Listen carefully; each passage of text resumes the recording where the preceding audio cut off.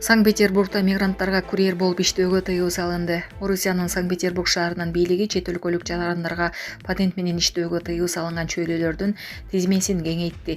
Чет өлкөлүк басылмалардын маалыматы боюнча губернатор Александр Беглов мигранттар үчүн жабык кесиптердин тизмесин толуктады. Эгер буга чейин чектөөлөр такси кызматтарына гана тиешелүү болсо, эми алар курьердик кызматтарды да камтыйт. Тыюу бардык түрдөгү жеткирүүлөргө тиешелүү. Бул чара мыйзамсыз эмгекти кыскартууга, кызматтардын сапатын жана коопсуздугун жогорулатууга, ошондой эле шаардын тургундарына, айрыкча студенттер менен жаштарга кошумча жумуш орундарын түзүүгө багытталган. Бизнестин жаңы эрежелерине ылайык иштей алышы үчүн 3 айлык мөөнөтү каралды. Бул убакытта компаниялар кадр саясатын жаңы талаптарга ылайыкташтыруу милдетин алышат. Санкт-Петербург мигранттарга чектөө киргизген жалгыз аймак эмес. Орусияда жумушчу күчүнүн жетишсиздиги 2.600.000 адамга жеткен. Бул бир жыл мурдагыга салыштырмалуу 17%га көп. Эң чоң жетишсиздик өнөр жайда, соодада жана транспорт тармагында байкалууда. Мамдумага мигранттын балдарына мектепте акысыз окууга тыюу салуу боюнча мыйзам сунушталды.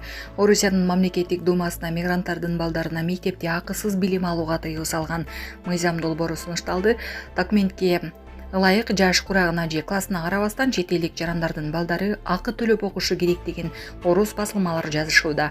Мындан тышкары долбоор мектепке кабыл алууда балдарга орус тилин билүү боюнча тестти тапшырууга болгону 3 мүмкүнчүлүк берүүнү сунуштайт. Бул өзгөрүүлөрдү билим берүү жөнүндө мыйзамдын 78-беренесине киргизүүнү бир нече депутаттар сунуш кылды. Алардын арасында Ярослав Нелов, Яна Лантратова, Нина Астанина бар.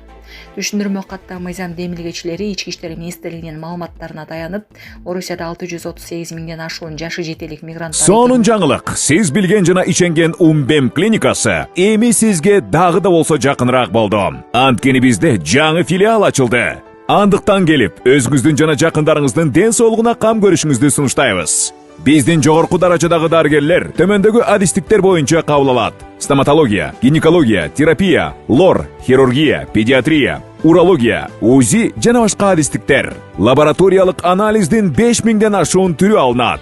Жогорку даражадагы стерилизациялоо. Биздин дарек ВДНХ метросу, Кондратюка көчөсү 2. Телефон номерибиз 8925 103 22 55. Кабыл алууга алдын ала жазылып келүүңүздөрдү суранабыз. Умбем клиникасы. Сиздин ден соолугуңуз, биздин камкордук. Белгилешкен, анын ичинен 181 миңге жакыны мектепте окуп жатат. Ташиев чек ара жаңжалында эки көзүнөн ажыраган жаранга каржылык колдоо көрсөттү. Бүгүн 12 августта УКМК төрагасы Камчыбек Ташиев Ош облусунун Ноокат районунун тургуну 2022 жылы Баткен чек ара жаңжалында көзүнө жарылгыч заттын учкуну чачырап, эки көзүнөн жаракат алган Төлөнов Элзияр Талайбековичти кабыл алып, каржылык жардам көрсөттү. Бул тууралуу УКМК билдирди. Белгилей кетсек, Төлөнов Элзияр 2021 жылы куралдуу күчтөрүнүн аскердик институтун аяктап, 2021-2022 жылдары ИИМ Баткен бөлүмүнүн батальондорунун биринин командири, андан соң ротанын командиринин орун басары болуп, мамлекетке кызмат өтөгөн. 2022 жылы Баткен районундагы чек ара жаңжалында эки көзүнөн жаракат алып, Туркиядан, андан соң Москва шаарынан дарыланып келет. Элзияр Төлөновдун биринчи топтогу майыптык аныкталгандан кийин мамлекет тарабынан 1.794.000 сом бөлүнүп берилип, андан тышкары Бишкек шаарынан батир берилген. Учурда Элзияр Төлөновго ай сайын 15.765 сом жана майыптуулук боюнча 7.000 сом пенсиялар төлөнүп турат. УКМК төрагасы эл жерин коргогон чыныгы офицер, патриот уулду тарбиялап өстүргөн Элзияр Төлөновдун ата-энесине ыраазычылык билдирди. Мындан ары да колунан келген жардамын аябай турганын айтып, Төлөновго ден соолук тиледи. Булак Суперкежи. Уюшкан кылмыштуу топтун мурдагы мүчөлөрү менен профилактикалык иштер жүргүзүлдү. Уюшкан кылмыштуу топтордун аракетине каршы күрөшүү жана коомчулук арасында кылмыштуу идеялардын кайра жаралуусуна бөгөт коюу үчүн мурда кылмыштуу топторго катыштыгы болгон жарандар менен профилактикалык иш-чаралар жүргүзүлдү. Бул тууралуу бүгүн УКМКдан билдиришти.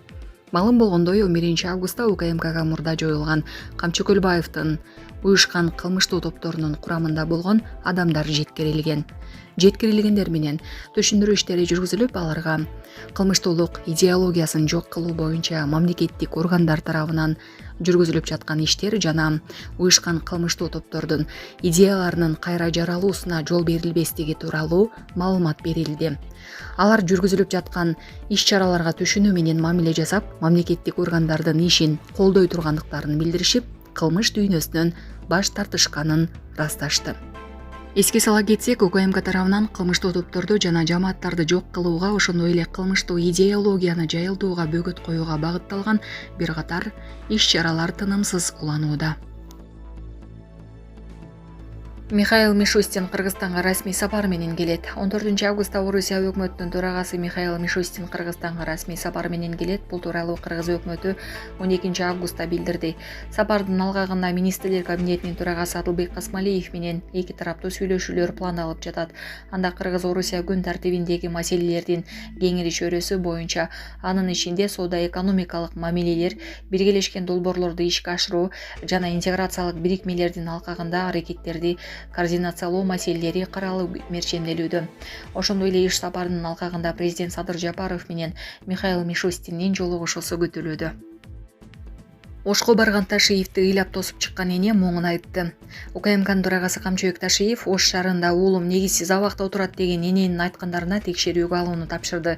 Ал кечээ 11-августта Ош шаарына иш сапары менен барып, кала мэриясына алынган атайын техникаларды тапшыруу аземине катышкан Гүлзина аттуу айым атайын кызматтын башчысынын алдынан тосуп чыгып, 17 жаштагы уулу оюнчук тапанчанын айынан 5 жылга камалып калганын айтты. Ыйлаган эне соттук иштерде жактоочудан баштап баары акча сурап жатышканын билдирди.